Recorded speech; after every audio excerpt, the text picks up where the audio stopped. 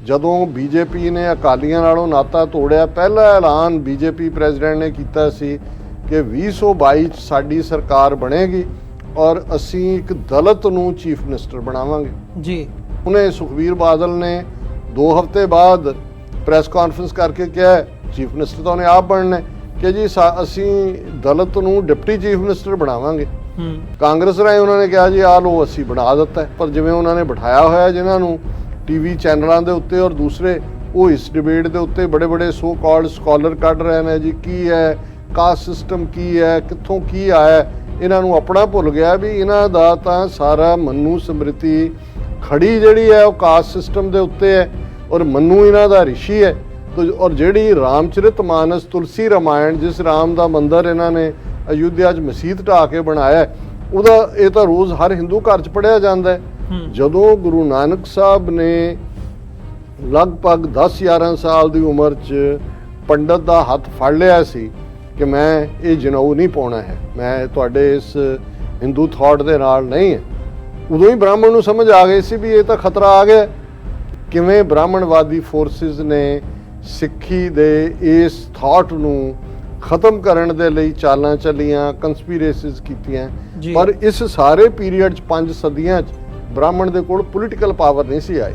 ਉਹ ਉਹਨਾਂ ਕੋਲ 15 ਅਗਸਤ 1947 ਨੂੰ ਆਈ ਔਰ ਇਮੀਡੀਏਟਲੀ ਫੌਰਨ ਬਾਅਦ 10 ਅਕਤੂਬਰ 1947 ਨੂੰ ਜਿਹੜਾ ਸਰਕੂਲਰ ਪੰਜਾਬ ਦਾ ਗਵਰਨਰ ਚੰਦੂ ਲਾਲ ਤ੍ਰਿਵੇਦੀ, ਭਾਰਤ ਦਾ ਹੋਮ ਮਿਨਿਸਟਰ ਪਟੇਲ ਔਰ ਨਹਿਰੂ ਪ੍ਰਧਾਨ ਮੰਤਰੀ ਜਾਰੀ ਕਰਦੇ ਨੇ ਕਿ Sikhs are a criminal tribe and a menace to the law abiding Hindus, ਕਿ ਇਹ ਕ੍ਰਿਮੀਨਲ, ਇਹ ਜਰਾਇਮ ਪੇਸ਼ਾ ਕਬੀਲਾ ਹੈ ਔਰ ਇਹ ਕਾਨੂੰਨ ਮੰਨਣ ਵਾਲੇ ਹਿੰਦੂਆਂ ਲਈ ਖਤਰਾ ਨੇ।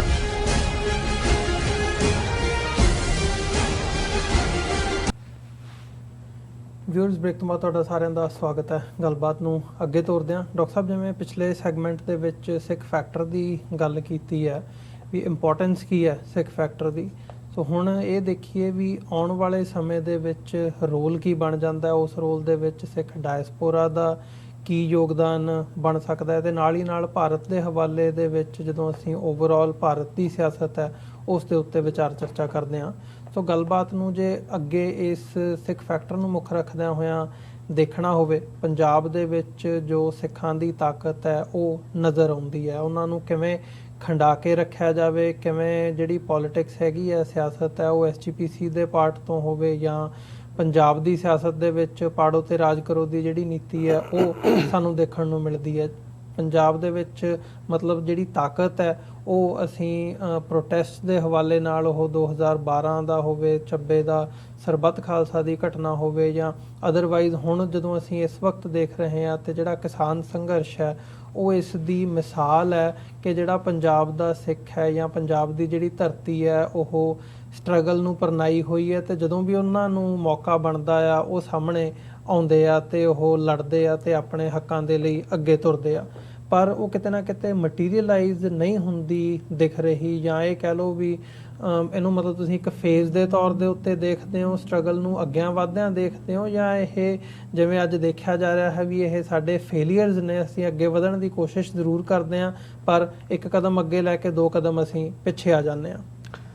ਦੇਖੋ, ਕੱਲ ਅਸੀਂ ਸੱਚੋ ਸੱਚ ਦੇ ਵਿੱਚ ਇੱਕ ਸੈਗਮੈਂਟ ਕੀਤਾ ਸੀ ਜਿਹਦੇ 'ਚ ਕਿ ਕੈਨੇਡਾ ਦੀਆਂ ਇਲੈਕਸ਼ਨਸ ਦੇ ਵਿੱਚ ਸਿੱਖਾਂ ਦੀ ਚੜ੍ਹਦੀ ਕਲਾ 15-16 MPs ਦਾ ਬਣਨਾ ਦੁਬਾਰਾ, ਇਹਦੇ ਬਾਵਜੂਦ ਕਿ ਇੰਡੀਅਨ ਸਿਸਟਮ ਨੇ ਕਿਵੇਂ ਜਸਟਿਨ ਟਰੂਡੋ ਔਰ ਹਰਜੀਤ ਸਿੰਘ ਸੱਜਣ ਡਿਫੈਂਸ ਮਿਨਿਸਟਰ, ਜਗਮੀਤ ਸਿੰਘ ਔਰ MPs ਨੂੰ ਕਿਵੇਂ ਖਾਲਿਸਤਾਨ ਨਾਲ ਜੋੜ ਕੇ, ਦਹਿਸ਼ਤਗਰਦੀ ਨਾਲ ਜੋੜ ਕੇ ਬਦਨਾਮ ਕੀਤਾ। ਔਰ ਉਸ ਸੈਗਮੈਂਟ ਦੇ ਥੱਲੇ ਸਾਡੇ ਇੱਕ ਪਾਕਿਸਤਾਨੀ ਵੀਰ ਨੇ ਕਾਮੈਂਟ ਲਿਖਿਆ ਸੀ ਜਿਹਦੇ ਨਾਲ ਮੈਂ ਇਸ ਦਾ ਜਵਾਬ ਸ਼ੁਰੂ ਕਰਨਾ ਚਾਹੁੰਦਾ। ਉਹਨਾਂ ਨੇ ਕਿਹਾ ਕਿ ਜੀ ਸਿੱਖਾਂ ਦੀ ਜਿਹੜੀ 1.25 ਲੱਖੀ ਸਪਿਰਿਟ ਹੈ, ਜਿਹੜੀ ਤੁਸੀਂ ਕਹਿੰਦੇ ਹੋ ਕਿ ਗੁਰੂ ਨੇ 1.25 ਲੱਖ ਬਣਾਇਆ, ਉਹ ਔਨ ਡਿਸਪਲੇ ਆ ਜਾਂਦੀ ਹੈ। ਉਹਨੇ ਕਿਹਾ ਭਾਵੇਂ ਜਿਹੜਾ 40 ਮਿਲੀਅਨ ਕੈਨੇਡਾ ਦੀ ਪਾਪੂਲੇਸ਼ਨ ਦਾ ਸਿੱਖ 1.5% ਨੇ, ਲੇਕਿਨ 5% ਤੋਂ ਜ਼ਿਆਦਾ ਉਹ ਓਵਰਵੇਟ ਜਿਹੜਾ ਹੈ ਉਹ ਪਲੇ ਉਹਨਾਂ ਨੇ ਕੀਤਾ। ਉਹਨਾਂ ਨੇ ਕਿਹਾ ਉਹ ਹਰ ਫੀਲਡ 'ਚ ਕਰਦੇ ਨੇ। ਸੋ ਮੈਂ ਸਮਝਦਾ ਵੀ ਇਹ, ਔਰ ਤੁਹਾਨੂੰ ਜਦੋਂ ਇਸ ਕਿਸਮ ਦਾ ਕੰਪਲੀਮੈਂਟ ਦੂਸਰੇ ਪਾਸਿਓਂ ਮਿਲਦਾ ਹੈ ਤੇ ਫਿਰ ਇਹ ਸਮਝਣ 'ਚ ਜਿਹੜੇ ਭਾਰਤ ਔਰ ਇਸ ਗੱਲ ਦਾ ਧਿਆਨ ਰਹੇ ਕਿ ਬ੍ਰਾਹਮਣ ਦੀ ਜਦੋਂ ਅਸੀਂ ਸੋਚਣ ਸ਼ੈਲੀ ਦੇਖਦੇ ਹਾਂ ਜਿਸ ਦੇ ਨਾਲ ਚਾਣਕਿਆ ਜੁੜਿਆ ਹੋਇਆ ਹੈ, ਔਰ ਜ਼ਾਹਰ ਹੈ ਕਿ ਚਾਣਕਿਆ ਦੀ ਨੀਤੀ ਕੀ ਹੈ। ਹਡਸਨ ਇੰਸਟੀਚਿਊਟ ਜਿਹਦੇ ਤੋਂ ਇਹਨਾਂ ਨੇ ਪਾਕਿਸਤਾਨ ਵਿਰੋਧੀ ਔਰ ਸਾਰੇ ਖਾਲਿਸਤਾਨੀਆਂ ਨੂੰ ਲਪੇਟਣ ਵਾਲੀ ਰਿਪੋਰਟ ਆਲਮੋਸਟ 34-35 ਸਫ਼ੇ ਦੀ ਲਿਖਵਾਈ, ਜਿਹਦੇ 'ਚ ਉਹਨਾਂ ਨੇ 84 ਤੋਂ ਲੈ ਕੇ ਹੁਣ ਤੱਕ ਸਾਰੀਆਂ ਖਾਲਿਸਤਾਨੀ ਜਥੇਬੰਦੀਆਂ ਨੂੰ ਜਿਹੜਾ ਉਹ ਦਹਿਸ਼ਤਗਰਦੀ ਨਾਲ ਜੋੜਿਆ, ਅਮਰੀਕਾ ਵਿਚਲੀਆਂ ਔਰ ਉਹਨੂੰ ਪਾਕਿਸਤਾਨ ਨਾਲ ਜੋੜਿਆ। ਔਰ ਉਹਦੀ ਜਿਹੜੀ ਮੇਨ ਉਹ ਸਾਰੇ ਹਡਸਨ ਇੰਸਟੀਚਿਊਟ ਦੀ ਜਾਂ ਉਸ ਰਿਪੋਰਟ ਦੀ ਇੰਚਾਰਜ ਆ ਅਪਰਨਾ ਪਾਂਡੇ। ਔਰ ਅਪਰਨਾ ਪਾਂਡੇ ਨੇ, ਮੈਂ ਉਹਦਾ ਪ੍ਰੋਫਾਈਲ ਦੇਖਣ ਦੇ ਲਈ ਵੀ ਕੀ ਹੈ, ਮੈਂ ਦੇਖਿਆ ਵੀ ਉਹਨੇ ਇੱਕ ਆਲਰੇਡੀ ਕਿਤਾਬ ਪੈਨ ਕੀਤੀ ਹੋਈ ਹੈ, ਚਾਣਕਿਆ ਸੇ ਮੋਦੀ ਤੱਕ, ਫਰੋਮ ਚਾਣਕਿਆ ਟੂ ਮੋਦੀ ਜੀ। ਹੁਣ ਤੁਸੀਂ ਇਸ ਤੋਂ ਹੀ ਅੰਦਾਜ਼ਾ ਲਾਓ ਕਿ ਵੀ ਇੱਥੇ ਵੀ ਕਿਸ ਕਿਸਮ ਦੇ ਲੋਕ ਨੇ, ਕਿਉਂਕਿ ਤੁਸੀਂ ਜਦੋਂ ਚਾਣਕਿਆ ਦੇਖਦੇ ਹੋ ਤੇ ਤੁਹਾਨੂੰ ਨਜ਼ਰ ਆ ਜਾਂਦਾ ਹੈ ਉਸ ਦਾ ਉਹ ਪਪੂਲਰ ਕੋਟ ਕਿ ਵੀ ਸਾਮ ਦਾਮ ਦੰਡ ਭੇਦ, ਇਹ 4 ਹਥਿਆਰ ਆਪਣੇ ਵਿਰੋਧੀ ਨੂੰ ਚਿੱਤ ਕਰਨ ਦੇ ਲਈ। ਸਾਮ ਹੁੰਦਾ ਹੈ ਲੋੜ ਵੇਲੇ ਗਧੇ ਨੂੰ ਪਿਓ ਕਹਿਣਾ ਕਿ ਪੈਰ ਫੜ ਲਓ, ਜਿਹਦੇ ਬਾਰੇ ਕਿਸੇ ਨੇ ਇਸ ਕਰੈਕਟਰ ਨੂੰ ਕਿਹਾ ਸੀ ਬ੍ਰਾਹਮਣ ਦੇ ਕਿ ਈਦਰ ਐਟ ਯੋਰ ਥਰੋਟ ਔਰ ਐਟ ਯੋਰ ਫੀਟ ਜੀ, ਕਿ ਇਹਨੇ ਸਾਮ ਤੇ ਆ ਜਾਣਾ, ਤੁਹਾਡੇ ਪੈਰ ਫੜ ਲੈਣੇ ਨੇ, ਤੇ ਜਿਉਂ ਹੀ ਤੁਸੀਂ ਉਸ ਨੂੰ ਛੱਡਿਆ ਉਹਨੇ ਤੁਹਾਡਾ ਗਲਾ ਫੜ ਲੈਣਾ। ਔਰ ਦਾਮ ਕੀਮਤ ਕਿ ਭਾਈ ਤੁਸੀਂ ਖਰੀਦੋ। ਹੁਣ ਅੱਜ ਕਿੰਨਾ ਵੱਡਾ RSS ਦਾ ਨੈਟਵਰਕ ਹੈ, ਉਹਨਾਂ ਨੇ ਰੈਂਟਾ ਸਿੱਖ ਵੀ ਰੱਖੇ ਹੋਏ ਨੇ, ਰੈਂਟਾ ਮੁਸਲਿਮਸ ਵੀ ਨੇ, ਰੈਂਟਾ ਕ੍ਰਿਸਚਨਸ ਵੀ ਨੇ, ਉਹਨਾਂ ਦੇ ਆਪਣੇ ਲੋਕਾਂ ਨੂੰ ਜਿਹੜਾ ਉਹ ਜੁੱਤੀਆਂ ਪੈ ਰਹੀਆਂ ਨੇ, ਉਹ ਉਹਨਾਂ ਦੇ ਗੁਣ ਗਾ ਰਹੇ ਨੇ। ਇਹ ਦਾਮ ਹੈ ਕਿ ਭਾਈ ਤੁਸੀਂ ਕੀਮਤ ਅਦਾ ਕਰੋ, ਕਿਸੇ ਨੂੰ ਗਵਰਨਰ ਲਾ ਦਿਓ, ਕਿਸੇ ਦੇ ਉੱਤੇ ਜਿਹੜਾ ਉਹ ਉਹਨਾਂ ਨੂੰ ਹੋਰ ਦੇ ਦਿਓ ਕੋਈ ਨਾ ਕੋਈ ਲਾਲਚ। ਔਰ ਦੰਡ ਪਨਿਸ਼ਮੈਂਟ, ਤੁਸੀਂ ਪਨਿਸ਼ਮੈਂਟ ਦਾ ਅੰਦਾਜ਼ਾ ਲਾਓ ਵੀ ਇਸ ਵੇਲੇ ਭਾਰਤ ਦੇ ਵਿੱਚ ਇਹੀ ਨਹੀਂ ਵੀ ਸਿੱਖ ਜਾਂ ਮੁਸਲਮਾਨ ਜਾਂ ਕਸ਼ਮੀਰੀ, ਜਿਹੜੇ ਆਮ ਪੱਤਰਕਾਰ ਨੇ, ਕੋਈ ਵੀ ਪਿਛਲੇ ਇੱਕ ਹਫ਼ਤੇ ਦੇ ਵਿੱਚ ਉਹ ਰਾਣਾ ਅਯੂਬ, ਉਹਦੇ ਖਿਲਾਫ ਸੈਡੀਸ਼ਨ ਕੇਸ, ਸੋਨੂ ਸੂਦ ਜਿਹਨੇ ਕੋਵਿਡ-19 ਦੇ ਖਿਲਾਫ ਦੇ ਦੌਰਾਨ ਫਿਲੈਂਥ੍ਰੋਪਿਕ ਰੋਲ ਕੀਤਾ ਔਰ ਲੋਕਾਂ ਦੀ ਮਦਦ ਕੀਤੀ, ਉਹਦੇ ਘਰਾਂ ਤੇ ਛਾਪੇ। ਉਸ ਤੋਂ ਪਹਿਲਾਂ ਕਿੰਨੇ ਹੋਰ ਜਿਹਨੂੰ ਮਰਜ਼ੀ, ਔਰ ਤੁਸੀਂ ਕਿਸਾਨ ਅੰਦੋਲਨ ਦੇ ਵੇਲੇ ਤੁਸੀਂ ਦੇਖੋ ਰਿਹਾਨਾ ਜਾਂ ਜਿਹੜੀ ਉੱਥੇ ਰਵੀ ਦਿਸ਼ਾ ਜਿਹੜੀ ਹੈ ਐਨਵਾਇਰਨਮੈਂਟਲਿਸਟ ਸੀ ਬੱਚੀ, ਉਹਦੇ ਖਿਲਾਫ ਕਿਸ ਕਿਸਮ ਇਹ ਹੈ ਕਿ ਜਿਹੜਾ ਦੰਡ ਦੇਣਾ, ਪਨਿਸ਼ਮੈਂਟ। ਇਹ ਦੱਸੋ ਕਿ ਭਾਈ ਤੁਸੀਂ ਸਾਰੇ ਇਸ ਵੇਲੇ ਪੀਸਫੁਲ ਪ੍ਰੋਟੈਸਟਰ ਵੀ ਜਿਹੜੇ ਨੇ ਉਹ ਉਹਨਾਂ ਦੇ ਉੱਤੇ ਸੈਡੀਸ਼ਨ ਐਕਟ UAPA ਜਿਹੜਾ ਟੈਰਰਿਜ਼ਮ ਦਾ ਐਕਟ ਹੈ ਉਹ ਲਾਈ ਜਾਓ। ਔਰ ਭੇਦ ਹੈ ਜਿਹੜੀ ਤੁਸੀਂ ਫਾਈਨਲ ਗੱਲ ਕੀਤੀ ਕਿ ਅੱਡ-ਅੱਡ ਧਿਰਾਂ ਖੜੀਆਂ ਕੀਤੀਆਂ ਗਈਆਂ ਨੇ, ਡਿਵਾਈਡ। ਹਾਲਾਂ ਬਹੁਤ ਵਾਰ ਸਾਡੇ ਵੀ ਬਹੁਤੇ ਲੋਕ ਅੰਗਰੇਜ਼ਾਂ ਦੇ ਹਵਾਲੇ ਨਾਲ ਕਹਿਣਗੇ ਜੀ ਡਿਵਾਈਡ ਐਂਡ ਰੂਲ, ਉਹ ਤਾਂ ਦੁਨੀਆ ਭਰ 'ਚ ਲੋਕ ਕਰਦੇ ਆਏ ਨੇ, ਪਰ ਬ੍ਰਾਹਮਣ ਦਾ ਜਿਹੜਾ ਭੇਦ ਕਰਨ ਦਾ ਢੰਗ ਹੈ, ਭੇਦਣਾ ਹੀ ਇਹ ਹੁੰਦਾ ਡਿਵੀਜ਼ਨ ਪੈਦਾ ਕਰਨਾ। ਉਹ ਤੁਸੀਂ ਰਾਮਾਇਣ ਤੋਂ ਦੇਖ ਸਕਦੇ ਹੋ, ਰਾਮਚੰਦਰ ਜਿਹਨਾਂ ਦੇ ਨਾਂ ਦੇ ਉੱਤੇ ਅਯੁੱਧਿਆ ਮਸਜਿਦ, ਬਾਬਰੀ ਮਸਜਿਦ ਢਾਹ ਕੇ ਮੰਦਿਰ ਬਣਾਇਆ ਗਿਆ, ਮੋਦੀ ਇਨੋਗਰੇਟ ਕਰਦਾ। ਹੁਣ ਜਿਹੜੀ ਫਾਈਨਲ ਵਿਕਟਰੀ ਜਿਸ ਨੂੰ ਬੜਾ ਸੈਲੀਬ੍ਰੇਟ ਕੀਤਾ ਜਾਂਦਾ, ਰਾਵਣ ਨੂੰ ਹਰਾਇਆ, ਤੁਸੀਂ ਭੇਦ। ਔਰ ਇਹ ਇਸ ਲਈ ਇੰਪੋਰਟੈਂਟ ਹੈ ਇਸ ਐਗਜ਼ਾਮਪਲ ਨੂੰ ਦੇਣਾ ਕਿ ਅੱਜ ਵੀ ਅਸੀਂ ਜਦੋਂ ਇਹ ਅਖਾਣ ਇਸਤੇਮਾਲ ਕਰਦੇ ਹਾਂ ਕਿ ਘਰ ਕਾ ਭੇਤੀ ਲੰਕਾ ਢਾਏ, ਜਾਂ ਘਰ ਦਾ ਭੇਦੀ ਲੰਕਾ ਢਾਏ। ਹੁਣ ਉਹ ਲੰਕਾ ਕੀ ਹੈ? ਰਾਵਣ ਦੀ ਹੈ। ਘਰ ਦਾ ਭੇਤੀ ਕੌਣ ਹੈ?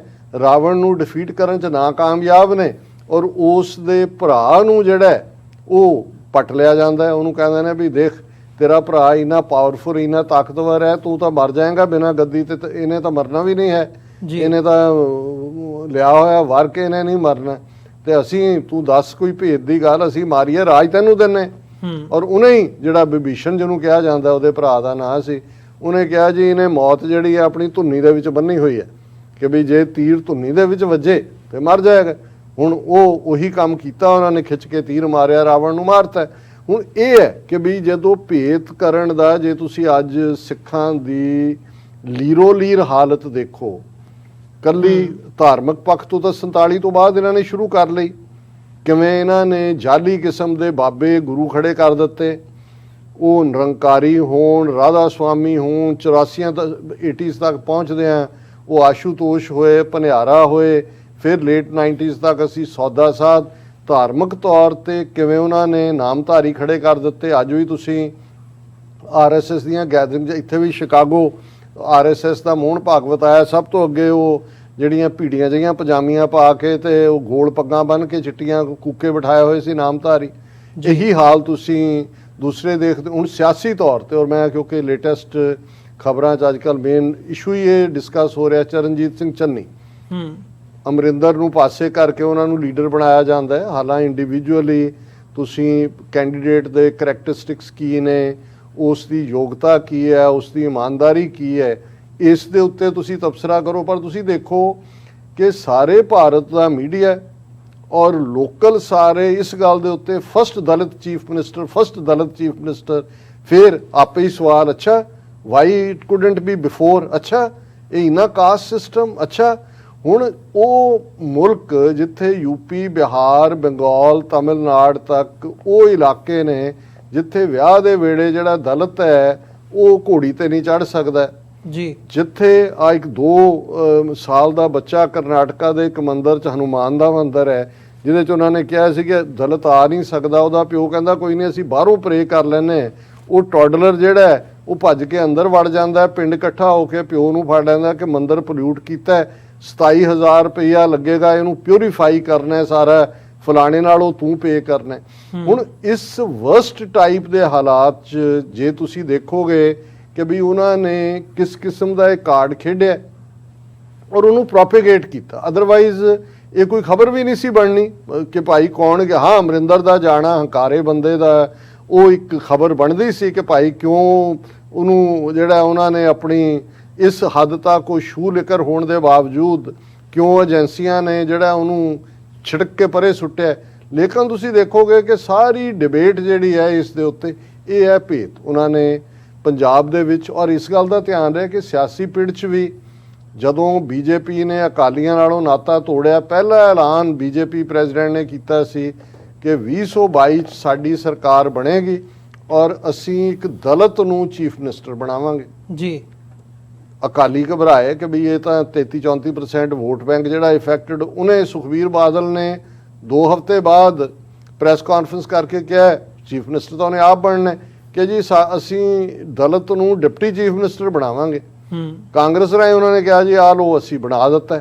ਹੁਣ ਇਹ ਸਾਰੇ ਨੂੰ ਤੁਸੀਂ ਦੇਖੋ ਕਿ ਜਿਸ ਸਿੱਖਿਜ਼ਮ ਦੇ ਵਿੱਚ, ਔਰ ਮੇਰਾ ਅਕਸਰ ਇਹ ਕਹਿਣਾ ਹੁੰਦਾ ਹੈ Sikhs of the Dalits, by the Dalits, for the Dalits. Dalit ਦਾ ਮਤਲਬ ਹੀ ਇਹ ਕੋਈ ਕਾਨੂੰਨੀ ਡੈਫੀਨੇਸ਼ਨ ਨਹੀਂ ਹੈ। ਕਾਨੂੰਨੀ ਤਾਂ ਸਕੈਜੂਅਲ ਟਰਾਈਬ ਜਿਹਨੂੰ ਉੱਥੇ ਸ਼ਡਿਊਲ ਕਹਿੰਦੇ ਨੇ, ਸ਼ਡਿਊਲ ਟਰਾਈਬ, ਸ਼ਡਿਊਲ ਕਾਸਟ, ਇਹ ਲਫ਼ਜ਼ ਨੇ। ਬੈਕਵਰਡ ਕਲਾਸਿਸ ਜਾਂ OBC ਅਦਰ ਬੈਕਵਰਡ ਕਲਾਸਿਸ ਨੇ ਜੀ। ਗਾਂਧੀ ਨੇ ਹਰੀਜਨ ਜਿਹੜਾ ਲਫ਼ਜ਼ ਦਿੱਤਾ ਜਿਹਦਾ ਬੜਾ ਭੈੜਾ ਮਤਲਬ ਸੀ, ਉਹ ਤਾਂ ਸੁਪਰੀਮ ਕੋਰਟ ਨੇ ਵੀ ਬੈਨ ਕਰਤਾ ਔਰ ਅੰਬੇਦਕਰ ਨੇ ਉਹਨੂੰ ਰਿਜੈਕਟ ਕੀਤਾ ਸੀ। ਔਰ ਇਸ ਸਾਰੇ ਦੇ ਦਲਿਤ ਲਫ਼ਜ਼ ਜਦੋਂ ਪੂਨਾ ਪੈਕਟ ਹੁੰਦਾ 1930 ਦੇ ਵਿੱਚ ਗਾਂਧੀ ਔਰ ਡਾਕਟਰ ਅੰਬੇਦਕਰ ਦਾ, ਉਹਦੇ 'ਚ ਇਸਤੇਮਾਲ ਕੀਤਾ ਜਾਂਦਾ ਹੈ। ਉਸ ਤੋਂ ਪਹਿਲਾਂ 19ਵੀਂ ਸਦੀ 'ਚ ਜੋਤਿਰਮੈ ਫੂਲੇ ਇੱਕ ਜਿਹੜੇ ਵੱਡੇ ਮਹਾਂਪੁਰਖ ਹੋਏ ਨੇ ਜਿਨ੍ਹਾਂ ਨੇ ਦਲਿਤ ਐਮਪਾਵਰਮੈਂਟ ਦੇ ਲਈ ਬਹੁਤ ਵੱਡਾ ਉਹਨਾਂ ਨੇ, ਦਲਿਤ ਦਾ ਮਤਲਬ ਇਹ ਦਲਿਆ ਹੋਇਆ, ਸੰਸਕ੍ਰਿਤ 'ਚੋਂ ਆਇਆ ਕਿ ਡਾਊਨ ਟ੍ਰੋਡਨ। ਸੋ ਇਸ ਨੂੰ ਜੇ ਤਾਂ ਤੁਸੀਂ ਇਸ ਟਰਮ 'ਚ ਇਸਤੇਮਾਲ ਕਰਦੇ ਹੋ ਤੇ ਸਮਝ ਆ ਸਕਦਾ, ਪਰ ਉਹਨਾਂ ਦਾ ਤਾਂ ਮਕਸਦ ਜਿਹੜਾ ਹੈ ਇਸ ਨੂੰ ਇੱਕ ਵਰਗ ਨੂੰ ਖੜਾ ਕਰਕੇ ਦੂਸਰਿਆਂ ਦੇ ਅਗੇਂਸਟ ਭੁਗਤਾਉਣਾ ਹੈ। ਕਿਸਾਨ ਲਹਿਰ ਨੂੰ ਵੀ ਸੱਟ ਮਾਰਨ ਦੀ ਲਾਈਨ ਹੈ। ਜ਼ਾਹਰ ਹੈ ਪੰਜਾਬ ਦੇ ਵਿੱਚ ਮੈਜੋਰਟੀ ਦਲਿਤ ਬੇਜ਼ਮੀਨੇ ਨੇ। ਹਾਲਾਂਕਿ ਦੁਆਬੇ ਦੇ ਵਿੱਚ ਦਲਿਤ ਬਹੁਤ ਖੁਸ਼ਹਾਲ ਹੋਇਆ ਕਿਉਂਕਿ ਬਾਹਰ ਆਏ ਨੇ ਔਰ ਇਸ ਵੇਲੇ ਉਹ ਕਾਫੀ ਤਰੱਕੀ ਕਰਦੇ ਨੇ।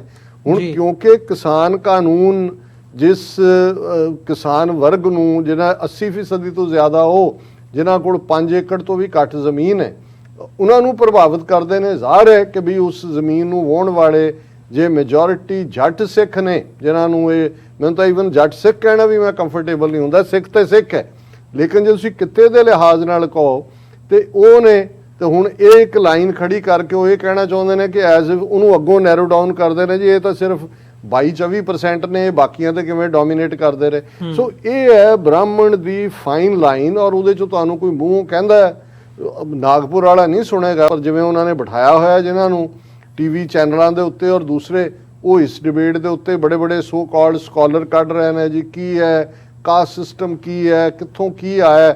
ਇਹਨਾਂ ਨੂੰ ਆਪਣਾ ਭੁੱਲ ਗਿਆ ਵੀ ਇਹਨਾਂ ਦਾ ਤਾਂ ਸਾਰਾ ਮਨੂ ਸਮ੍ਰਿਤੀ ਖੜੀ ਜਿਹੜੀ ਹੈ ਉਹ ਕਾਸਟ ਸਿਸਟਮ ਦੇ ਉੱਤੇ ਹੈ ਔਰ ਮਨੂ ਇਹਨਾਂ ਦਾ ਰਿਸ਼ੀ ਹੈ। ਔਰ ਜਿਹੜੀ ਰਾਮਚਰਿਤ ਮਾਨਸ, ਤੁਲਸੀ ਰਾਮਾਇਣ, ਜਿਸ ਰਾਮ ਦਾ ਮੰਦਿਰ ਇਹਨਾਂ ਨੇ ਅਯੁੱਧਿਆ 'ਚ ਮਸੀਤ ਢਾਹ ਕੇ ਬਣਾਇਆ, ਉਹਦਾ ਇਹ ਤਾਂ ਰੋਜ਼ ਹਰ ਹਿੰਦੂ ਘਰ 'ਚ ਪੜ੍ਹਿਆ ਜਾਂਦਾ ਹੈ ਕਿ ਉਹ ਤੁਸੀਂ ਜਦੋਂ ਇਹ ਦੇਖਦੇ ਹੋ ਕਿ ਭਾਈ ਢੋਲ ਸ਼ੂਦਰ ਔਰ ਨਾਰੀ ਚਾਰੋਂ ਤਾੜਨ ਕੇ ਅਧਿਕਾਰੀ, ਕਿ ਭਾਈ ਉਹ ਸ਼ੂਦਰ ਹੋਏ, ਢੋਲ ਹੋਏ ਔਰਤ ਹੋਏ ਔਰ ਜਿਹੜੇ ਨੇ ਇਹ ਪਸ਼ੂ ਹੋਏ, ਇਹ ਸਾਰੇ ਮਾਰੇ ਜਾਣ ਦੇ ਕਾਬਲ ਨੇ। ਸੋ ਉਦੋਂ ਤੁਹਾਨੂੰ ਦਲਿਤ ਜਾਂ ਇਹ ਲਫ਼ਜ਼ ਨਜ਼ਰ ਨਹੀਂ ਆਉਂਦਾ। ਸੋ ਇਹ ਇੱਕ ਉਹ ਲਾਈਨ ਹੈ ਕਿ ਉਹ ਇਹ ਬ੍ਰਾਹਮਣ ਬੜੀ ਚੰਗੀ ਤਰ੍ਹਾਂ ਸਮਝਦਾ। ਇਹ ਨਹੀਂ ਵੀ ਉਹਨੂੰ ਅੱਜ ਸਮਝ ਆਈ ਹੈ।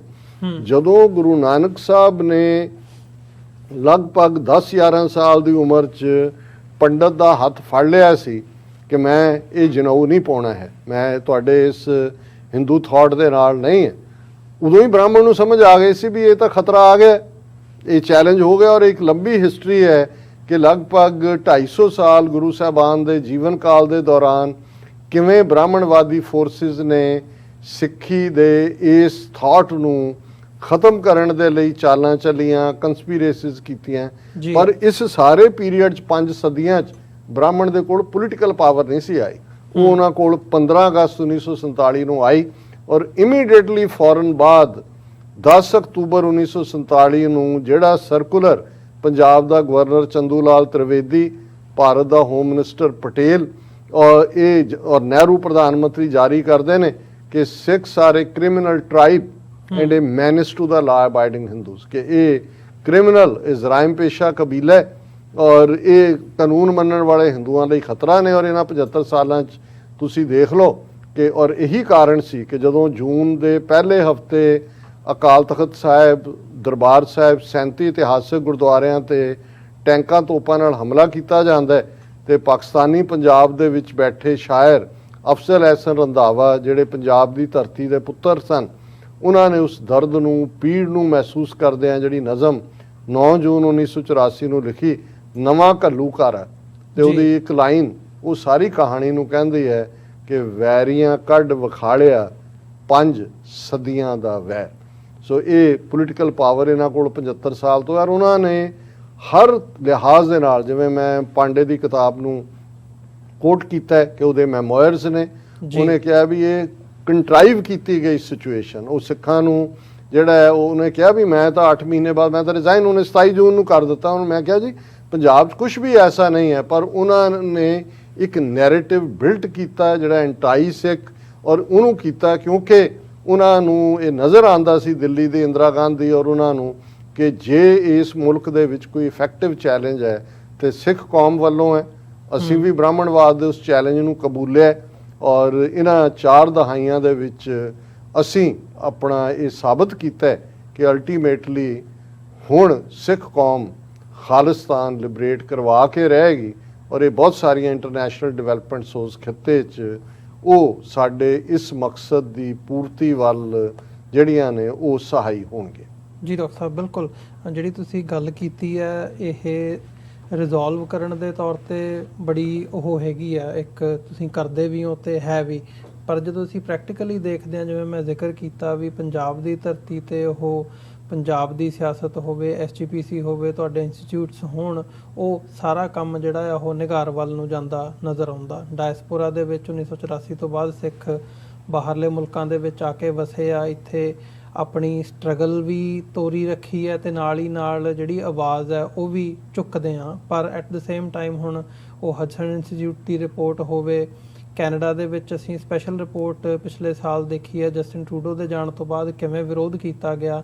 ਇੰਗਲੈਂਡ ਦੇ ਵਿੱਚ ਹੁਣ ਰੀਸੈਂਟ ਜਿਹੜੀ ਖਬਰ ਹੈ 3 ਸਿੱਖ ਨੌਜਵਾਨਾਂ ਨੂੰ ਕਿਵੇਂ ਮਤਲਬ ਇੱਥੋਂ ਐਕਸਟ੍ਰੈਡਾਈਟ ਕਰਨ ਦੀ ਜਿਹੜੀ ਲਾਈਨ ਹੈ, ਸੋ ਮਤਲਬ ਇੱਥੇ ਤੱਕ ਕਿਵੇਂ ਪ੍ਰੈਸ਼ਰ ਬਿਲਡਿੰਗ ਹੈ ਜਿਹੜੀ ਗਵਰਨਮੈਂਟ ਲੈਵਲ ਦੇ ਉੱਤੇ ਕੀਤੀ ਜਾਂਦੀ ਹੈ, ਡਿਪਲੋਮੈਟਿਕ ਵੀ ਤੇ ਹੋਰ ਤਰੀਕਿਆਂ ਦੇ ਰਾਹੀਂ ਵੀ। ਸੋ ਕਿਤੇ ਨਾ ਕਿਤੇ ਉਹ ਮਾਹੌਲ ਨਹੀਂ ਬਣਦਾ ਨਜ਼ਰ ਆ ਰਿਹਾ ਜਾਂ ਉਹ ਚੀਜ਼ ਨਹੀਂ ਗਰਾਊਂਡ ਦੇ ਉੱਤੇ ਦੇਖਣ ਨੂੰ ਮਿਲ ਰਹੀ ਜਿੱਥੇ ਅਸੀਂ ਇਹ ਕਹਿ ਸਕਦੇ ਹੋਈਏ ਕੁਝ ਟੈਂਜੇਬਲ ਕੌਮ ਦੇ ਹੱਥ ਦੇ ਵਿੱਚ ਹੋਵੇ ਵੀ ਜੀ ਹਾਂ ਅਸੀਂ ਅੱਗੇ ਵਧ ਰਹੇ ਹਾਂ ਜਾਂ ਇਸ ਰਸਤੇ ਦੇ ਉੱਤੇ ਅਸੀਂ ਆਪਣੀ ਮੰਜ਼ਿਲ ਤੱਕ ਪਹੁੰਚ ਸਕਦੇ ਹਾਂ। ਦੇਖੋ, ਮੈਂ ਸਮਝਦਾ ਵੀ ਸ਼ਾਇਦ ਸਿੱਖ ਕੌਮ ਦੇ ਇੱਕ ਵੱਡੇ ਹਿੱਸੇ ਨੂੰ ਜਦੋਂ ਸ਼ੀਸ਼ੇ 'ਚ ਦੇਖਦੇ ਨੇ ਤੇ ਆਪਣੀ ਤਾਕਤ ਦਾ ਅਹਿਸਾਸ ਨਹੀਂ ਹੁੰਦਾ। ਸਾਡੇ ਦੁਸ਼ਮਣ ਨੂੰ ਇਹ ਅਹਿਸਾਸ ਬਹੁਤ ਚੰਗੀ ਤਰ੍ਹਾਂ, ਇਹੀ ਕਾਰਨ ਹੈ ਕਿ ਸ਼ਾਇਦ ਸਾਡੀ ਕਿਸਾਨ ਲੀਡਰਸ਼ਿਪ ਦਾ ਇੱਕ ਵੱਡਾ ਤਬਕਾ ਇਹਨੂੰ ਮਹਿਜ਼ ਕਿਸਾਨੀ ਕਾਨੂੰਨਾਂ ਤੱਕ ਮਹਿਦੂਦ ਰੱਖ ਕੇ ਬਹੁ ਗਿਣਤੀ ਨੂੰ ਖੁਸ਼ ਕਰਨਾ ਚਾਹੁੰਦਾ ਹੈ ਕਿ ਜੀ ਅਸੀਂ ਖਾਲਿਸਤਾਨ ਜਾਂ ਸਿੱਖ ਆਈਡੈਂਟੀਟੀ ਜਾਂ ਪੰਜਾਬ ਦੀ ਆਈਡੈਂਟੀਟੀ ਨਾਲ ਇਸ ਨੂੰ ਨਹੀਂ ਜੋੜਿਆ ਹੋਇਆ। ਪਰ ਇਹਦੇ ਬਾਵਜੂਦ ਤੁਸੀਂ ਦੁਸ਼ਮਣ ਦਾ ਨੈਰੇਟਿਵ ਹਰ ਲੈਵਲ ਤੇ ਦੇਖੋਗੇ ਤੇ ਉਹਨਾਂ ਨੂੰ ਚੰਗੀ ਤਰ੍ਹਾਂ ਸਮਝ ਹੈ ਕਿ ਉਹ ਕਿਹਦੇ ਖਿਲਾਫ ਲੜ ਰਹੇ ਨੇ। ਟੈਂਜੀਬਲ ਦੀ ਜੇ ਗੱਲ ਕਰਨੀ ਹੋਏ, ਮੈਂ ਸਮਝਦਾ ਹਾਂ ਕਿ ਵੀ ਬੇਸ਼ੱਕ ਇਹ ਕੰਟੈਕਸਟ ਇੱਕ ਡਿਫਰੈਂਟ ਸੀ ਜਦੋਂ ਅਲਾਮਾ ਇਕਬਾਲ ਨੇ ਇਹ ਕਿਹਾ ਸੀ ਕਿ ਕਿਆ ਬਾਤ ਹੈ ਕਿ ਹਸਤੀ ਮਿਟਤੀ ਨਹੀਂ ਹਮਾਰੀ, ਸਦੀਆਂ ਰਹਾ ਹੈ ਦੁਸ਼ਮਨ ਦੌਰੇ ਜਮਾ ਹਮਾਰਾ। ਕਿ ਭਾਈ ਸਾਡੀ ਦੇਖਣ ਵਾਲੀ ਗੱਲ ਇਹ ਨਹੀਂ ਹੈ ਕਿ ਵੀ ਅਸੀਂ ਜੂਨ 84 ਦੇ ਹਮਲੇ ਤੋਂ ਹੁਣ ਤੱਕ ਖਾਲਿਸਤਾਨ ਡਿਲੀਵਰ ਕਿਉਂ ਨਹੀਂ ਕਰ ਸਕੇ। ਸਭ ਤੋਂ ਮੁਅੱਜ਼ਜ਼ੇ ਵਾਲੀ ਗੱਲ ਇਹ ਹੈ ਕਿ ਇੰਨੇ ਚੈਲੰਜਸ ਸਾਰੀ ਹਕੂਮਤ ਇੱਕ ਛੋਟੀ ਜਿਹੀ ਕੌਮ ਨੂੰ 2 ਕਰੋੜ ਦੀ ਕੌਮ ਜਿਹੜੀ ਉਹਨਾਂ ਦੇ ਕਬਜ਼ੇ 'ਚ ਹੈ ਉੱਥੇ, ਉਸ ਨੂੰ ਦਬਾਉਣ ਦੇ ਲਈ ਉਹਨਾਂ ਨੇ ਕਿਵੇਂ ਹਰ ਹਰਬਾ ਵਰਤਿਆ ਹੋਇਆ। ਲੇਕਿਨ ਸਿੱਖ ਕਿਵੇਂ ਹਰ ਪਾਸੇ ਆਪਣੀ ਤਾਕਤ ਦਾ ਮੁਜ਼ਾਹਰਾ ਕਰਦੇ ਨੇ। ਜਿਵੇਂ ਕੋਵਿਡ-19 ਦੇ ਚਲਦਿਆਂ ਅਸੀਂ ਸਮਝਦੇ ਹਾਂ ਕਿ ਹਿਊਮੈਨਿਟੇਰੀਅਨ ਆਸਪੈਕਟ ਸਿੱਖਾਂ ਦਾ ਦੁਨੀਆ ਭਰ ਨੇ ਦੇਖਿਆ ਜੀ। ਜਿੱਥੇ ਬੜੇ ਬੜੇ ਮੁਲਕ ਭਾਰਤ ਦੇ ਐਮਬੈਸੀਆਂ ਕੌਂਸੂਲੇਟ ਬੰਦ ਕਰਕੇ ਦੌੜ ਗਏ ਔਰ ਉਹਨਾਂ ਨੇ ਉੱਥੇ ਸਿੱਖਾਂ ਦੇ ਗੁਰਦੁਆਰੇ ਜਿਹੜੇ ਨੇ ਉਹ ਇਕੱਲੇ ਫੂਡ ਸੈਂਟਰ ਨਹੀਂ ਬਣੇ, ਹਰ ਲਿਹਾਜ਼ ਦੇ ਨਾਲ ਹਰ ਕਿਸਮ ਦੀ ਜਿਹੜੀ ਲੋੜੀਂਦੀ ਸ਼ੈ ਮੁਹੱਈਆ ਕਰਾਉਣਾ ਦੁਨੀਆ ਭਰ 'ਚ ਸਿੱਖਾਂ ਨੇ ਆਪਣੀ ਪਛਾਣ ਬਣਾਈ। ਇਸੇ ਤਰ੍ਹਾਂ ਜਦੋਂ ਕ੍ਰਾਈਸਿਸ, ਭਾਵੇਂ ਅੱਜ ਸਾਡੇ ਕੋਲ ਰੈੱਡ ਕਰਾਸ ਜਾਂ ਦੂਜੇ ਦੀ ਅਸੀਂ ਗੱਲ ਕਰਦੇ, ਸਾਡੀਆਂ ਜਥੇਬੰਦੀਆਂ ਯੂਨਾਈਟਿਡ ਸਿੱਖਸ, ਖਾਲਸਾ ਏਡ, ਉਹ ਸੁਨਾਮੀ ਹੋਏ, ਉਹ ਹੇਤੀ ਦਾ ਅਰਥਕੁਏਕ ਹੋਏ ਔਰ ਹੁਣ ਕੋਵਿਡ-19 ਦੇ ਚੱਲਦੇ ਆ, ਜਾਂ ਉਹ ਸੀਰੀਅਨ ਕ੍ਰਾਈਸਿਸ ਹੋਏ ਕਿ ਜਾਂ ਰੋਹਿੰਗਿਆ ਮੁਸਲਮਾਨਾਂ ਦਾ ਪਾਰਟ ਹੋਏ, ਇਹ ਹਰ ਪਾਸੇ ਚਲੇ ਜਾਣਾ ਜਿੱਥੇ ਹਕੂਮਤ ਫੇਲ ਹੁੰਦੀ ਹੈ। ਇਹ ਐਸਾ ਕਿ ਇਹ ਛੋਟੀ ਗੱਲ ਹੈ, ਇਹ ਬਹੁਤ ਵੱਡਾ ਮੌਜੂਦ ਹੈ। ਇਸੇ ਤਰ੍ਹਾਂ ਪੋਲੀਟੀਕਲੀ ਇਹਦੇ ਬਾਵਜੂਦ ਹਿੰਦੂ ਤਵੀਆਂ ਦਾ ਰੱਥ ਜਿਹੜਾ ਮੋਦੀ ਨੇ 2014 'ਚ ਅਸ਼ਵਮੇਘ ਯੱਗ ਦਾ ਘੋੜਾ ਛੱਡ ਕੇ ਉਹਦੇ ਤੇ ਸਵਾਰ ਹੋਇਆ, ਜੇ ਉਹਨੂੰ ਕਿਤੇ ਰੋਕਿਆ ਗਿਆ ਤੇ ਪੰਜਾਬ 'ਚ ਰੋਕਿਆ ਗਿਆ। ਜਿਹਦੇ ਬਾਵਜੂਦ ਉਹ ਟਿੱਲ ਲਾ ਰਹੇ ਨੇ, ਪੰਜਾਬ 'ਚ ਉਹਨਾਂ ਦੀਆਂ ਜੜ੍ਹਾਂ ਨਹੀਂ ਲੱਗ ਰਹੀਆਂ। ਉਸ 2014 'ਚ ਵੀ ਬੇਸ਼ੱਕ ਆਮ ਆਦਮੀ ਪਾਰਟੀ ਮੁੜ ਕੇ ਕੇਜਰੀਵਾਲ, ਉਹਨਾਂ ਦੀ ਜੋ ਆਮ ਆਦਮੀ ਪਾਰਟੀ ਸੀ ਟੀਮ ਹੀ ਨਿਕਲਿਆ ਬੀਜੇਪੀ ਔਰ ਕਾਂਗਰਸ ਤੋਂ ਬਾਅਦ ਹਿੰਦੂ ਤਵੀਆਂ ਦੀ, ਲੇਕਿਨ 4 ਸੀਟਾਂ ਉਸ ਪੀਰੀਅਡ 'ਚ ਇੱਕ ਅਨਨੋਨ ਪਾਰਟੀ ਨੂੰ ਪੰਜਾਬ ਦੇ ਵਿੱਚ ਦਵਾ ਦੇਣੀ ਹੈ। ਔਰ ਇਹੀ ਅਸੀਂ 2019 ਦੀਆਂ ਚੋਣਾਂ 'ਚ ਵੀ ਦੇਖਦੇ ਹਾਂ ਕਿ ਭਾਈ ਪੰਜਾਬ 'ਚ ਉਹਨਾਂ ਦੇ ਪੈਰ ਨਹੀਂ ਲੱਗਦੇ ਹੈ। ਹੁਣ ਇਹ ਆਪਣੇ, ਕਿਉਂਕਿ ਦੇਖੋ ਇੱਕ ਗੱਲ ਦਾ ਧਿਆਨ ਰਹੇ, ਅਸੀਂ ਜਿੰਨੇ ਮਰਜ਼ੀ ਕਮਜ਼ੋਰ ਹੋਈਏ, ਬਹੁਤ ਵਾਰ ਇਹ ਸਾਡਾ ਇੱਕ ਸੁਭਾਅ ਵੀ ਹੈ ਸਿੱਖਾਂ ਦਾ ਕਿ ਵੀ ਅਸੀਂ ਪਰਫੈਕਸ਼ਨਿਸਟ ਹੋਣਾ ਚਾਹੁੰਦੇ ਹਾਂ। ਅਸੀਂ ਆਪਣੇ ਆਪ ਨੂੰ, ਕਿਉਂਕਿ ਸਾਡੇ ਗੁਰੂ ਸਾਹਿਬਾਨ ਨੇ ਇਸ ਕਿਸਮ ਦਾ ਆਈਡੀਅਲ ਇਨਸਾਨ ਜਿਹੜਾ ਸਾਨੂੰ ਬਣਾਉਣ ਦਾ ਜਿਹੜਾ ਉਹਨਾਂ ਨੇ ਸੰਕਲਪ ਹੀ ਨਹੀਂ ਕੀਤਾ, 5 ਕਕਾਰੀ ਰੂਪ ਖਾਲਸੇ 'ਚ ਸਿਰਜਿਆ ਕਿ ਸਾਨੂੰ ਉਹਦੇ ਤੋਂ ਕੁਝ ਵੀ ਘੱਟ ਜਿਹੜਾ ਹੁੰਦਾ ਤਾਂ ਸਾਨੂੰ ਲੱਗਦਾ ਵੀ ਅਸੀਂ ਬਹੁਤ ਗਿਰਾਵਟ 'ਚ ਹੈ। ਪਰ ਕਦੇ ਦੂਸਰਿਆਂ ਦੀਆਂ ਅੱਖਾਂ ਰਾਹੀਂ ਦੇਖੋ, ਉਹਨਾਂ ਦੇ ਅੰਦਰ ਤੁਸੀਂ ਦੇਖੋ ਕਿ ਸਿੱਖਾਂ ਦਾ ਜਿਹੜੇ ਪਿਆਰ ਕਰਦੇ ਨੇ, ਉਹਨਾਂ ਅੰਦਰ ਕਿਸ ਹੱਦ ਤੱਕ ਪਿਆਰ ਹੈ, ਜਿਹਦੇ 'ਚ ਮੈਂ ਪਾਕਿਸਤਾਨੀ ਮਾਸ਼ਰੇ ਨੂੰ ਔਰ ਪਾਕਿਸਤਾਨੀ ਭੈਣਾਂ ਭਰਾਵਾਂ ਨੂੰ ਸਮਝਾਂਗਾ ਕਿ ਜੇ ਸਿੱਖਾਂ ਦੇ ਨਾਲ ਕੋਈ ਸਤਿਕਾਰ ਭਰੀ ਮੁਹੱਬਤ, ਰਿਸਪੈਕਟ ਦੇ ਨਾਲ ਭਰਿਆ ਹੋਇਆ ਪਿਆਰ ਔਰ ਪਿਆਰ ਨਾਲ ਭਰਿਆ ਹੋਇਆ ਰਿਸਪੈਕਟ ਕਹਿਣਾ ਹੋਏ ਤੇ ਉਹ ਉਹਨਾਂ 'ਚ ਹੈ। ਤੇ ਜੇ ਤੁਸੀਂ ਸਿੱਖਾਂ ਦੀ ਫੈਰੋਸ਼ੀਅਸਨੈਸ ਔਰ ਸਿੱਖਾਂ ਦੇ ਚੈਲੰਜ ਨੂੰ ਦੇਖਣਾ ਤੇ ਫਿਰ ਤੁਸੀਂ ਇਹਨਾਂ ਨੂੰ, ਗੁਜਰਾਤੀਆਂ ਨੂੰ ਔਰ ਯੂਪੀ ਬਿਹਾਰ ਵਾਲਿਆਂ ਨੂੰ, ਇਹਨਾਂ ਦੀ ਤਕਣੀ ਦੇਖੋ। ਮੈਂ ਤਾਂ ਪਿਛਲੇ 30-35 ਸਾਲ ਤੋਂ ਟਰੈਵਲ ਕਰਦਾ ਹਾਂ, ਜਹਾਜ਼ਾਂ 'ਚ ਹੀ ਹੋਣ ਵਾਲੀ ਗੱਲ ਹੁੰਦੀ ਰਹੀ ਹੈ, ਤਾਂ ਮੈਂ ਦੇਖ ਸਕਦਾ ਕਿ ਐਨ 100 ਕਦਮ ਤੋਂ ਵੀ ਜ਼ਿਆਦਾ ਦੂਰੋਂ ਜਦੋਂ ਕੋਈ ਦੇਖ ਲੈਂਦਾ ਹੈ, ਕਿਉਂਕਿ ਆਈਡੈਂਟੀਟੀ ਮੈਂ ਤਾਂ ਆਪਣੀ ਇਹ ਕੇਸਰੀ ਦਸਤਾਰ ਰੱਖੀ ਹੈ, ਇਹ ਰਿਬੈਲੀਅਨ ਔਰ ਖਾਲਿਸਤਾਨ ਦਾ ਝੰਡਾ ਹੈ ਸਾਡਾ, ਉਹ ਉੱਥੋਂ ਉਹਨਾਂ ਦੀ ਚਾਲ ਭੁੱਲ ਜਾਂਦੀ ਹੈ ਉਹਨਾਂ ਨੂੰ, ਔਰ ਉਹ ਅੱਖ ਚੁਰਾ ਕੇ ਲਾਗਿਓਂ ਦੀ ਲੰਘਣਗੇ। ਤੇ ਇਹਦੇ ਉਲਟ ਤੁਹਾਨੂੰ ਮੁਹੱਬਤ ਕਰਨ ਵਾਲੇ ਪਾਕਿਸਤਾਨੀ ਉਹ ਦੂਰੋਂ ਦੇਖ ਕੇ ਹੋਰ ਬਾਦਸ਼ਾਹ ਕੀ ਹੈ, ਤੁਹਾਨੂੰ 2 ਮਿੰਟ ਤੁਸੀਂ ਉਹਨਾਂ ਦੇ ਨਾਲ ਆਇਡੈਂਟੀਫਾਈ ਕਰ ਲੈਂਦੇ ਹੋ ਆਪਣੇ ਆਪ ਨੂੰ। ਮੈਂ ਇਹ ਇਸ ਲਈ ਕਹਿ ਰਿਹਾ, ਕਈ ਵਾਰ ਕੁਝ ਚੀਜ਼ਾਂ ਜਿਹੜੀਆਂ ਅਸੀਂ ਨੋਟਿਸ ਨਹੀਂ ਕਰਦੇ, ਅੱਜ ਇੰਨੀ ਵੱਡੀ ਗਿਣਤੀ 'ਚ, ਜੇ ਕੈਨੇਡਾ ਦੀ ਅਸੀਂ ਪੋਲੀਟੀਕਲ ਸਕਸੈਸ ਦੀ ਗੱਲ ਕੀਤੀ ਹੈ, ਅਮਰੀਕਾ 'ਚ ਬਿਨਾਂ ਨੇਸ਼ਨ ਹੋਣ ਦੇ, ਕਿਉਂਕਿ ਬੈਲਟਵੇ ਦੇ ਅੰਦਰ ਤੁਸੀਂ ਜਦੋਂ ਲੌਬੀ ਦੀ ਗੱਲ ਕਰਦੇ ਹੋ ਤੇ ਤੁਹਾਡੇ ਹੱਕ 'ਚ ਕੌਣ ਕਾਂਗਰਸਮੈਨ ਹੈ, ਸੈਨੇਟਰ ਹੈ, ਇਹਦੇ ਲਈ ਮੁਲਕ ਜਿਹੜੇ ਨੇ ਵੱਡੇ ਵੱਡੇ ਲੌਬਿਸਟ ਜਿਨ੍ਹਾਂ ਦੀ ਕੀਮਤ ਮਿਲੀਅਨ ਡਾਲਰ ਤੋਂ ਲੌਬਿੰਗ ਫਰਮ ਦੀ ਸ਼ੁਰੂ ਹੁੰਦੀ ਹੈ, ਉਹ ਹਾਇਰ ਕਰਦੇ ਨੇ। ਪਰ ਸਿੱਖਾਂ ਦੇ ਕੋਲ ਯੂਨਾਈਟਿਡ ਸਟੇਟਸ ਕਾਂਗਰਸ ਦੇ ਵਿੱਚ ਕਾਂਗਰੈਸ਼ਨਲ ਸਿੱਖ ਕਾਕਸ ਹੈ ਜਿਹਦੇ 50 ਤੋਂ ਜ਼ਿਆਦਾ ਮੈਂਬਰ ਨੇ, ਕਾਂਗਰਸ ਦੇ ਵਿੱਚ ਰਿਪਬਲਿਕਨ ਵੀ, ਡੈਮੋਕ੍ਰੈਟ ਵੀ। ਔਰ ਕਈ ਵਾਰ ਸਿੱਖਾਂ ਦੀ ਤਾਕਤ ਦੇਖਦੇ ਹਾਂ, ਹਾਲਾਂ ਜਦੋਂ ਵਿਸਾਖੀ ਦਾ ਦਿਨ ਜਾਂ ਖਾਸ ਜਿਹੜਾ ਸਿੱਖ ਡੇ ਹੁੰਦਾ ਉਹਨੂੰ ਰੈਕਗਨਾਈਜ਼ ਕਰਦੇ ਨੇ, ਇੱਥੇ ਦੂਸਰੇ ਉਹਦੇ ਨਾਲ ਜੈਲਸੀ ਫੀਲ ਕਰਦੇ ਨੇ, ਕਹਿੰਦੇ ਨੇ ਵੀ ਸਿੱਖਾਂ ਦੇ ਹੀ ਦਿਨ ਤੁਸੀਂ ਰੈਕਗਨਾਈਜ਼ ਕਰਦੇ ਹੋ ਕਾਂਗਰਸ ਦੇ ਵਿੱਚ, ਸੈਨੇਟ ਦੇ ਵਿੱਚ। ਇਸੇ ਤਰ੍ਹਾਂ ਜੇ ਉਹਨਾਂ ਨੇ ਸਾਡੇ ਤੇ ਜ਼ੁਲਮ ਕੀਤੇ, ਜੂਨ 84 ਦਾ ਘੱਲੂਘਾਰਾ, ਨਵੰਬਰ 84 ਦਾ ਜੈਨੋਸਾਈਡ, ਕਿੰਨੀਆਂ ਅਮਰੀਕਾ ਦੀਆਂ ਸਟੇਟਾਂ ਨੇ ਜਿਨ੍ਹਾਂ ਨੇ ਐਜ਼ ਏ ਜਿਹੜਾ ਉਹਨੂੰ ਜੈਨੋਸਾਈਡ ਤਸੱਵਰ ਕਰਨ ਵਾਲੇ ਰੈਜ਼ੋਲੂਸ਼ਨ ਕੀਤੇ ਨੇ। ਸੋ ਇਹ ਛੋਟੀ ਯੂਕੇ ਦੀ ਤੁਸੀਂ ਗੱਲ ਕੀਤੀ ਕਿ ਇੱਕ ਪਾਸੇ ਪ੍ਰੀਤੀ ਪਟੇਲ ਬਿਠਾਈ ਹੋਈ ਹੈ ਹੋਮ ਸੈਕਟਰੀ, ਪੱਕੀ ਉਹਦੀ ਚੇਲੀ ਮੋਦੀ ਦੀ, ਗੁਜਰਾਤਣ। ਟਿਲ ਲੱਗਾ ਹੋਇਆ ਵੀ 3 ਸਿੱਖ ਨੌਜਵਾਨਾਂ ਨੂੰ ਜਿਹੜਾ ਕੇਸ 12 ਸਾਲ ਪਹਿਲਾਂ ਇੱਕ ਰੁਲਦੇ ਦਾ ਹੁੰਦਾ ਹੈ, ਉਹਦੇ ਥੱਲੇ ਉਹਨਾਂ ਨੂੰ ਵਾਪਸ ਭੇਜ ਕੇ ਰਹਿਣਾ। ਉਹਨਾਂ ਦਾ ਹੋਮ ਸੈਕਟਰੀ ਔਰ ਉਸ ਤੋਂ ਪਹਿਲਾਂ ਫੋਰਨ ਮਿਨਿਸਟਰ ਜਿਹੜਾ ਰੋਬਿਨਸਨ, ਕਿ ਉਹਦਾ ਕੀ ਨਾਂ ਸੀ, ਉਹ ਇੰਡੀਆ ਦੇ ਦੌਰੇ ਤੋਂ ਪਰਤਦਿਆਂ ਹੀ ਉਹਨੇ 3 ਦੀ ਗ੍ਰਿਫਤਾਰੀ ਕਰ ਲਈ ਸੀ ਔਰ ਇਹ ਜ਼ਾਹਰ ਸੀ ਕਿ ਭਾਈ ਡੀਲ ਬਣਾਈ ਹੈ।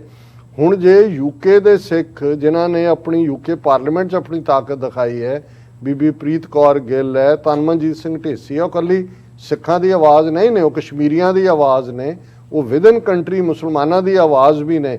ਔਰ ਉਹ ਸਿੱਖਾਂ ਦਾ ਇੱਕ ਐਫਰਟ, ਔਰ ਵਰਲਡ ਸਿੱਖ ਪਾਰਲੀਮੈਂਟ ਦੇ ਹਵਾਲੇ ਨਾਲ ਅਸੀਂ ਜੇ ਦੇਖੀਏ, ਇੱਥੇ ਤੁਸੀਂ ਵੀ ਮੌਜੂਦ ਸੀ, UN ਦਾ ਸੈਸ਼ਨ ਹੁੰਦਾ ਜਿੱਥੇ ਨਿਊਯਾਰਕ ਦੇ ਵਿੱਚ, ਉੱਥੇ ਹੀ ਵਰਲਡ ਸਿੱਖ ਪਾਰਲੀਮੈਂਟ, ਕਿੰਨੇ ਨੁਮਾਇੰਦੇ ਦੁਨੀਆ ਭਰ ਚੋਂ ਸਿੱਖਾਂ ਦੇ ਆਉਂਦੇ ਨੇ, ਅਸੀਂ ਆਪਣਾ ਪਾਰਲੀਮੈਂਟ ਦਾ ਕਨਸੈਪਟ ਦਿੰਦੇ ਹਾਂ।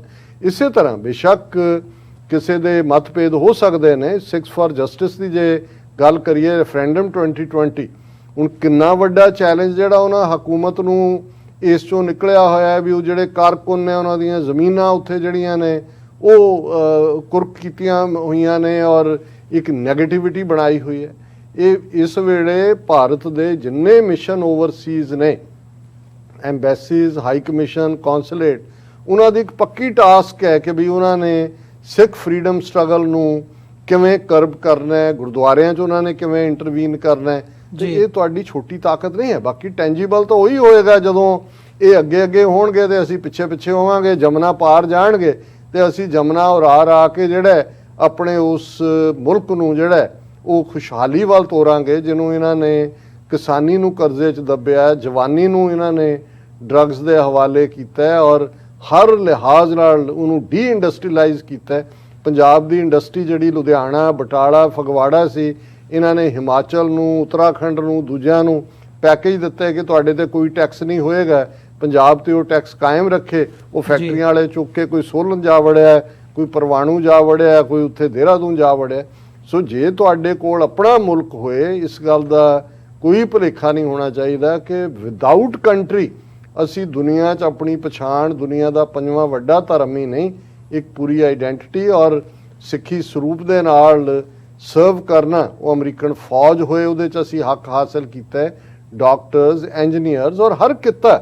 ਔਰ ਸਿੱਖ ਦੇ ਲਈ ਕੋਈ ਕਿੱਤਾ ਜਿਹੜਾ ਉਹ ਘਟੀਆ ਨਹੀਂ ਹੈ, ਕਿਉਂਕਿ ਉਹਨਾਂ ਦੇ ਗੁਰੂ ਨੇ, ਗੁਰੂ ਨਾਨਕ ਸਾਹਿਬ ਦਾ ਇਹ ਫਰਮਾਨ ਹੈ, ਘਾਲ ਖਾਏ ਕਿਛ ਹੱਥੋਂ ਦੇ, ਨਾਨਕ ਰਾਹ ਪਛਾਣੇ ਸੇ। ਜੇ ਸਾਡਾ ਟੈਕਸੀ ਡਰਾਈਵਰ ਹੈ ਤੇ ਉਹ ਆਪਣੇ ਫੇਥ ਦੇ ਨਾਲ, ਬਿਨਾਂ ਝੁਕਿਆਂ, ਬਿਨਾਂ ਝਵਿਆਂ, ਬਿਨਾਂ ਕਿਸੇ ਕੰਪਲੈਕਸ ਦੇ, ਜੋ ਟਰੱਕ ਡਰਾਈਵਰ ਅੱਜ ਕਿੰਨੀ ਵੱਡੀ ਗਿਣਤੀ ਦੇ ਵਿੱਚ ਟਰੱਕਿੰਗ ਇੰਡਸਟਰੀ ਹੈ ਕਿਤੇ ਹੈ। ਔਰ ਇਹੀ ਜਿਹੜਾ ਪ੍ਰਾਈਡ ਹੈ ਸਿੱਖ ਦਾ, ਇਹ ਪ੍ਰਾਈਡ ਐਰੋਗੈਂਸ ਨਹੀਂ ਹੈ, ਇਹ ਪ੍ਰਾਈਡ ਆਪਣੀ ਹੋਂਦ ਦੇ ਉੱਤੇ ਹੈ, ਆਪਣੇ ਸਿੱਖ ਹੋਣ ਦੇ ਉੱਤੇ ਹੈ, ਆਪਣੇ ਗੁਰੂਆਂ ਦੀ ਆਈਡੀਓਲੋਜੀ ਦੇ ਉੱਤੇ ਹੈ, ਜਿਹੜੀ ਇਨਸਾਨੀਅਤ 'ਚ ਯਕੀਨ ਰੱਖਦੀ ਹੈ, ਜਿਸ ਦਾ ਕਿਸੇ ਨਾਲ ਟਕਰਾਅ ਨਹੀਂ ਹੈ।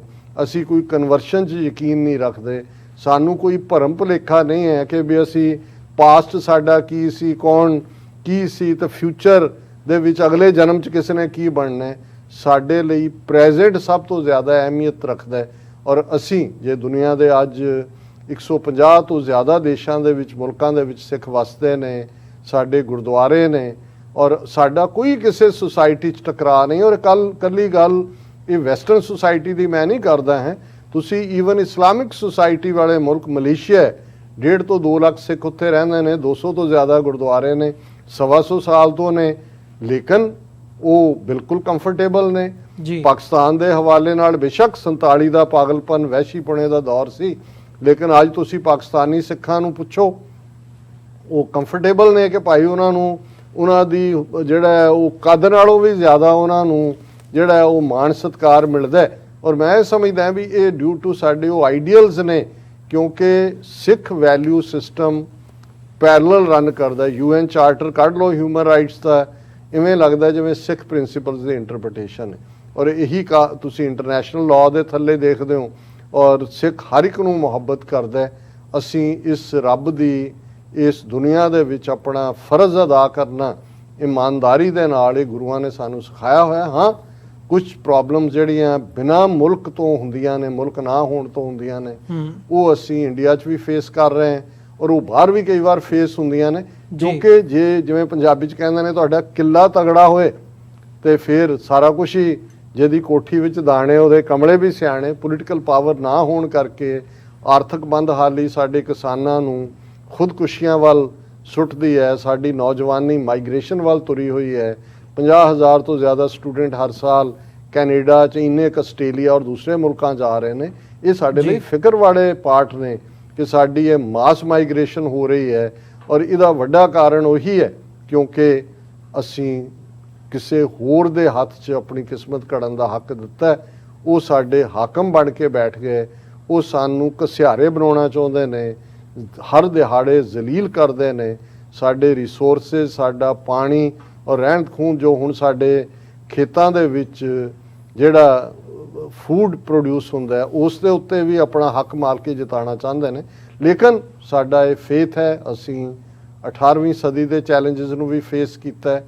ਅਲਟੀਮੇਟਲੀ ਅਸੀਂ ਵਿਕਟੋਰੀਅਸ ਹੋ ਕੇ ਨਿਕਲੇ ਔਰ ਕਦੇ ਬਾਬਾ ਬੁੱਲੇ ਸ਼ਾਹ ਨੇ ਉਹ ਸਟਰਗਲ ਕਰਨ ਵਾਲਿਆਂ ਨੂੰ, ਜਦੋਂ ਅਸੀਂ ਤਾਲਿਬਾਨ ਦੀ ਸਟਰਗਲ ਤੋਂ ਬਾਅਦ ਉਹਨਾਂ ਦੀ ਸਕਸੈਸ ਦੇਖਦੇ ਹਾਂ, ਮੈਂ ਸਮਝਦਾ ਹਾਂ ਵੀ ਉਹੀ ਪਾਰਟ ਕਦੇ ਬਾਬਾ ਬੁੱਲੇ ਸ਼ਾਹ ਨੇ ਦੇਖਿਆ ਸੀ ਕਿ ਸਧਾਰਨ ਜਿਹੇ ਲੋਕ ਭੂਰਿਆਂ ਦੀ ਜਾਂ ਭੂਰੀਆਂ ਦੀ ਬੁੱਕਲ ਮਾਰਨ ਵਾਲੇ ਅੱਜ ਇਸ ਧਰਤੀ ਦੇ ਬਾਦਸ਼ਾਹ ਬਣੇ ਨੇ। ਔਰ ਬਾਬਾ ਬੁੱਲੇ ਸ਼ਾਹ ਨੇ ਕਿਹਾ ਸੀ, ਭੂਰਿਆਂ ਵਾਲੇ ਰਾਜੇ ਕੀਤੇ, ਮੁਗਲਾਂ ਜ਼ਹਿਰ ਪਿਆਲੇ ਪੀਤੇ। ਜੀ ਵਿਊਅਰਸ, ਇੱਥੇ ਇੱਕ ਛੋਟੇ ਜਿਹੇ ਬ੍ਰੇਕ ਦੇ ਲਈ ਰੁਕਾਂਗੇ। ਬ੍ਰੇਕ ਤੋਂ ਬਾਅਦ ਦੁਬਾਰਾ ਗੱਲਬਾਤ ਇੱਥੋਂ ਹੀ ਅੱਗੇ ਸ਼ੁਰੂ ਕਰਦੇ ਹਾਂ।